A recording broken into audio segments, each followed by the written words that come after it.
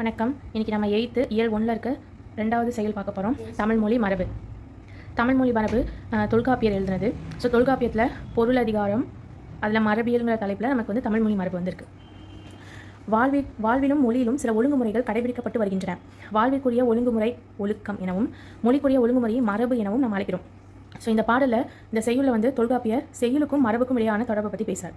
So பாடலுக்குள்ளே போகலாம். நிலம், தீ, நீர், வழி, விசும்போடு ஐந்தும் கலந்த மயக்கம் உலகம் ஆதலின் இருதினை ஐம்பால் இயல்நெறி வளாமை திரிவில் சொல்லோடு தலால் வேண்டும் மரபுநிலை திரிதல் செய்யுட்கிளை மரபு வழிப்பட்ட சொல்லின் ஆன மரபுநிலை திரியின் பிரிதும் பெரிதாகும். தொல்காப்பியர். ஸோ பொருள் அதிகாரத்தில் மரபியல்ங்கிற தலைப்பில் இந்த தமிழ்மொழி மரபு இருக்குது. சொல்லும் பொருளும் பார்க்கலாம்.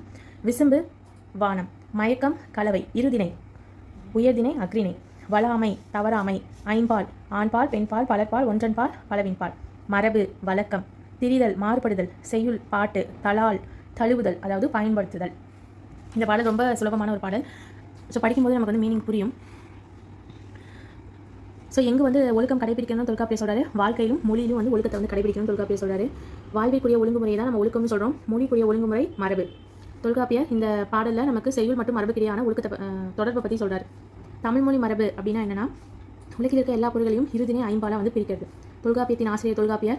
பாடலில் இடம்பெற்றுள்ள உயிரிழப்படை வந்து வளாமை தலால். தொல்காப்பியத்தில் மொத்தம் 3 அதிகாரம் இருக்குது. எழுத்து, சொல், பொருள்.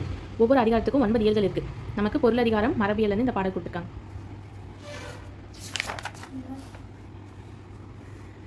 இந்த பாடலோட முடிவில் இளமை பெயர் ஒளி மரபுன்னு கொடுத்துருக்காங்க. இந்த டேபிள் படிங்க கண்டிப்பாக.